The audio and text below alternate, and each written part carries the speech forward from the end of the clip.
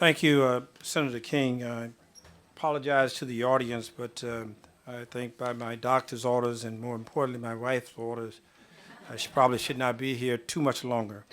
And so I'm going to give my testimony on both bills at this point in time, and I'd ask for your consideration of it. First of all, let me thank Councilmember Hans Reamer and the member of the County Council for its very diligent work in making certain that we had a task force and a committee and a working sessions to look at the problems and the challenges that were developed as it related to special orders and the challenges that many of the restaurateurs had indicated to the county and how we could in effect resolve that.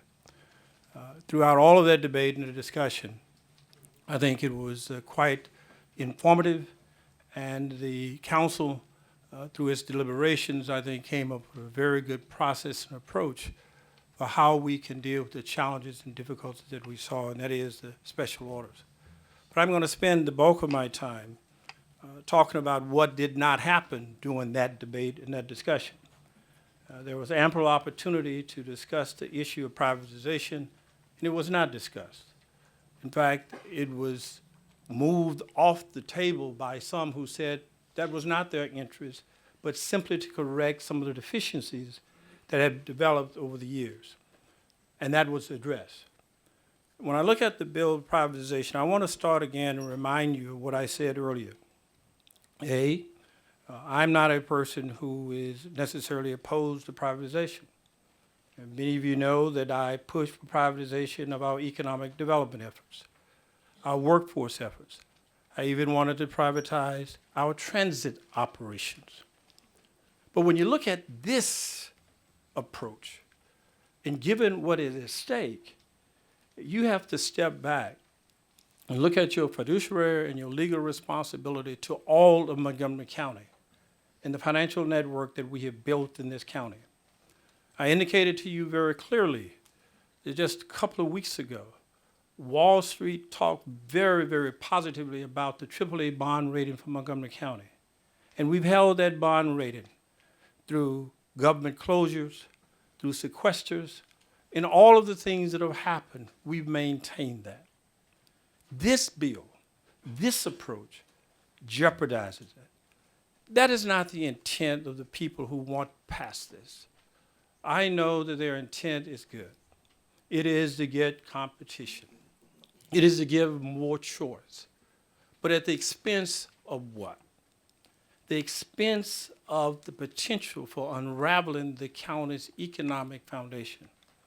And people say to me, well, how is that? We have a budget of Montgomery County of $5 billion. But let me remind you again, of that $5 billion, nearly 60% of it is tied to our educational system, for which many of you have voted for in our maintenance of effort. That's 60%.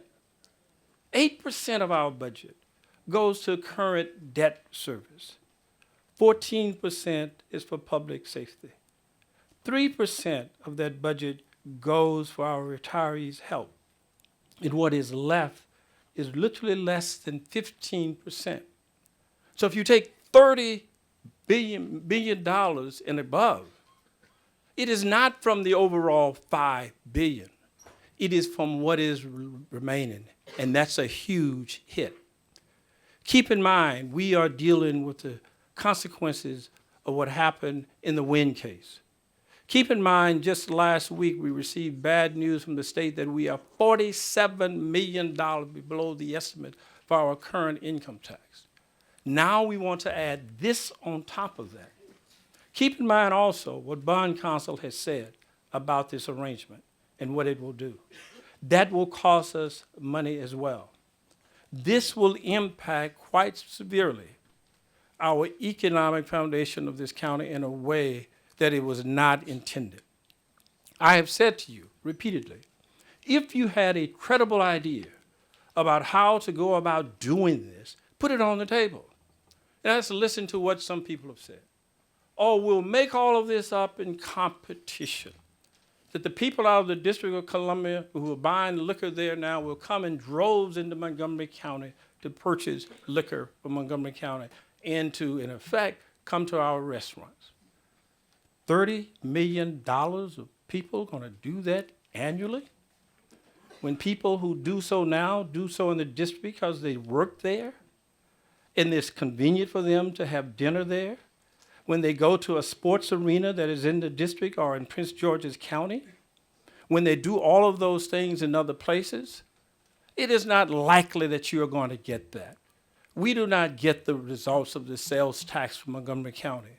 So if you believe this notion that competition will substitute for the $1 billion, then I have some land that I want to sell you in the 9th Ward of New Orleans right now that you could have for a very good price. It is not going to happen.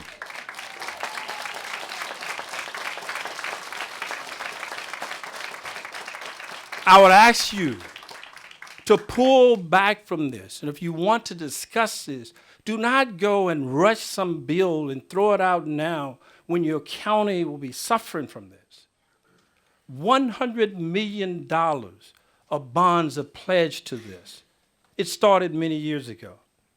It will affect our schools, our roads, our quality of life in Montgomery County in so many very adverse ways.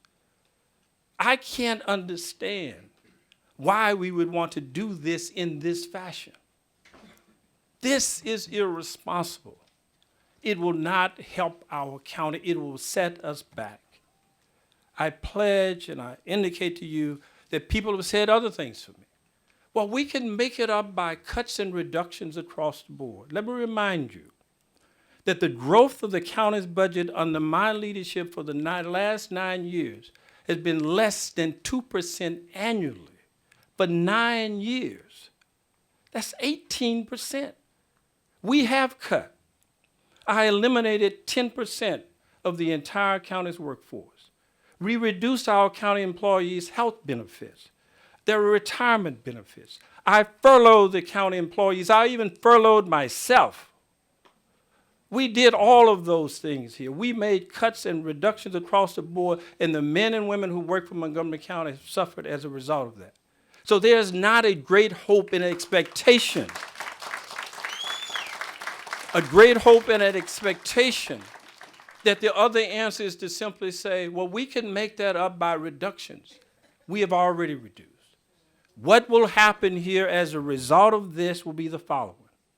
It will be an increase in taxes to the residents of Montgomery County. I do not say that lightly. I'm saying this will be for the average household at least $100 per year to substitute for the resources that we need. That will happen. And what we will be doing for the convenience of some restaurants, for this idea of enhanced competition, would be to say to the rest of the taxpayers in Montgomery County, we're going to hit you with an average of $100 per household in order for someone to get a convenient shot of liquor that they can already get through the privatization efforts and the sales efforts that we've made already in previous legislation. There is no need for this. Look at all of the things that people are saying. Competition, makeup of the resources, the bond rating, the impact to schools, to roads, to quality of life, and all of the things that impact Montgomery County should say to you, this is not the right bill. This is not the right time. And I'm saying this from a person who, in fact, haven't pushed forward privatization in many other areas.